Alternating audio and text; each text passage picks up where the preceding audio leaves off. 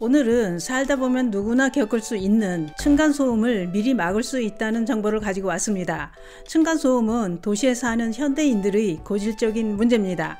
특히 공동주택에서 발생하는 윗집 아랫집 간의 소음으로 인해 참다가 한순간에 폭발해 폭력 또는 살인을 저지르는 사건도 종종 발생합니다. 그런데 이사할 때 이것만 미리 알아두면 층간소음 확실하게 막을 수 있습니다. 그래서 준비했습니다. 층간소음을 발생하게 만드는 제일 큰 원인은 무엇인지, 층간소음을 막을 수 있는 방법은 무엇인지 몽땅 알려드리려고 준비했습니다. 오늘 영상 꼭 보시고 층간소음 미리미리 대비하시기 바랍니다. 그 이야기 지금 시작합니다. 안녕하십니까. 노년생활정보의 모든 것 주여사 전성시대입니다. 집은 하루 종일 밖에서 일하느라 지친 몸을 편안히 쉴 수 있는 휴식처입니다. 집에서 휴식을 취하고 에너지를 충전해야 또 하루를 살아갈 수 있습니다. 그런데 집이 휴식을 취할 수 없는 공간이 된다면 어떻게 될까요? 편안히 쉬지 못한 몸은 더 지치게 되고 업무 능력이 떨어져 모든 일 처리를 제대로 할 수 없게 됩니다. 또한 휴식을 취하지 못한 몸은 서서히 병들게 돼 있습니다. 그러면 집에서 편안히 쉴 수 없는 이유는 무엇일까요? 그것은 바로 층간소음 때문입니다. 특히 여러 세대가 모여 사는 공동주택에서 층간소음으로 고통받는 분들이 많이 발생합니다.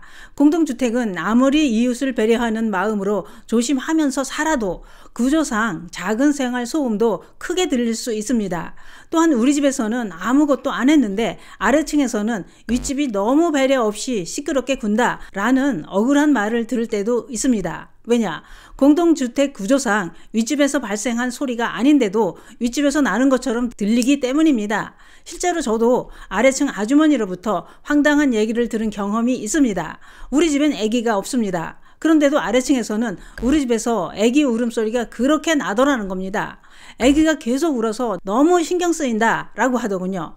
다른 집에서 나는 아기 울음소리가 우리 집에서 나는 것처럼 들렸다는 얘기입니다. 그러면 층간소음을 일으키는 제일 큰 소음은 어떻게 발생하는 것일까요? 층간소음으로 민원이 접수된 가장 많은 비율을 차지하는 것은 바로 아이들이 뛰거나 걸을 때 나는 쿵쿵거리는 소리가 72.7%로 가장 많다고 하는데요. 그 다음 망치질 소리, 가구를 끌거나 옮기는 소리, TV 소리와 청소기, 세탁기, 문 여닫는 소리, 악기 소리, 대화, 동물 짖는 소리라고 했는데요. 그런데 법적으로 층간소음을 인정받으려면 일정 기준을 충족해야 된다는 걸 알고 계신가요? 직접 충격을 가하는 소음의 경우 1분 동안 소음을 측정해 증가소음도가 오전 6시부터 밤 10시까지는 43데시벨, 그 이후 야간에는 38데시벨 이상일 경우 층간소음으로 인정된다는 겁니다. 다시 말해 시끄럽다고 다 층간소음이라고 인정하지 않는다는 얘기입니다. 또한 연립주택이나 다세대 주택은 4층 이상, 아파트는 상가를 제외한 주택이 5층 이상은 되어야 층간소음 여부를 따질 수 있다는 겁니다. 건축법상 업무시설에 포함된 오피스텔은 주거 목적이더라도 공동주택으로 인정받지 못해 층간소음 분쟁 조정이 어렵다는 겁니다. 그런데 윗집에서 소음이 들리면 아래층 사는 분들은 1차 좀 조용히 해달라고 부탁을 합니다. 그런데도 개선되지 않으면 무시당했다는 기분까지 들면서 화가 나기 시작합니다. 그래서 또 얘기를 하고 조용해지길 기다려봅니다. 그래도 바뀌지 않으면 또 쫓아 올라가서 싫은 소리가 나가게 됩니다. 그러면 윗집도 가만히 있지 않죠. 한참 자라는 애들을 묶어놓으라는 거냐? 그렇게 예민하면 단독주택 살지 왜 공동주택에 사느냐? 이렇게 감정싸움이 시작되고 단순한 갈등을 넘어서 큰 사건이 터지게 됩니다. 이렇게 이웃 간에 얼굴을 붉히게 되면 집은 휴식을 취할 수 있는 편안함이 사라집니다. 그런데 층간소음은 이사를 가서 살아보기 전에는 윗집에서 시끄러운 소리가 나는지 조용한 집인지 알 수가 없습니다. 그러나 알아챌 수 있는 방법이 있기는 합니다. 그게 뭐냐? 그것은 내가 들어가 살 집, 전세나 월세, 집을 살 때도 반드시 알아두셔야 할 것이 있습니다. 우선 집을 고를 때 대부분 낮에 가서 살펴보는 경우가 많은데요. 낮에 가보고 마음에 들었다면 저녁에 다시 한번 더 가보시는 게 좋습니다. 왜냐? 위층 집이 낮에는 비어 있어서 조용했더라도 저녁에는 가족들이 모여서 층간소음이 들릴 수 있기 때문입니다.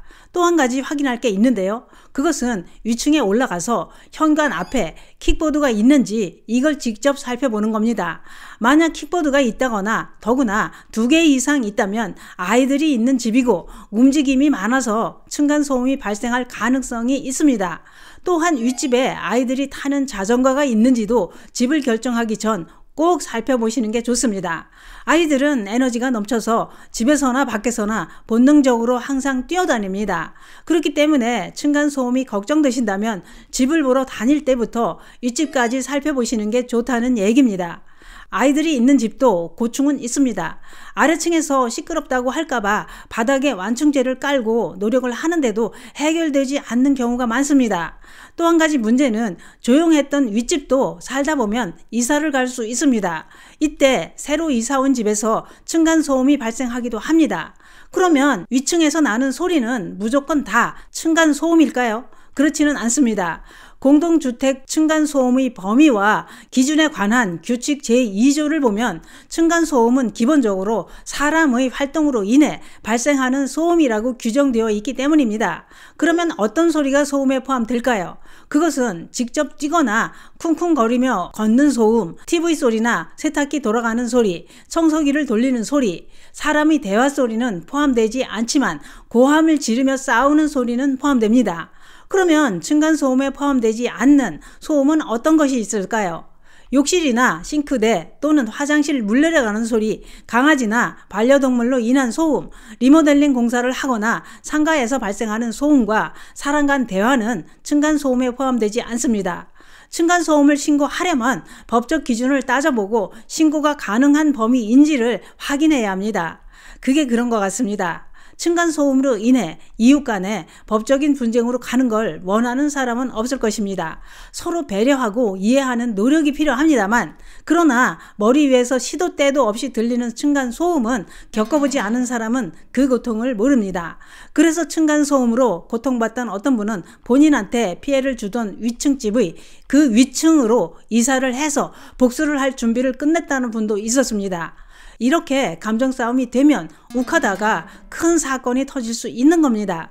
서로 좋게 해결할 수위를 넘었다면 감정적으로 해결하지 말고 층간소음 분쟁조정위원회를 통한 조정 신청을 하셔도 되고, 공동주택관리 분쟁조정관리위원회를 통한 방법도 있습니다. 신청 방법은 홈페이지에 들어가서 신청을 하셔도 되고 우편으로 신청할 수 있습니다.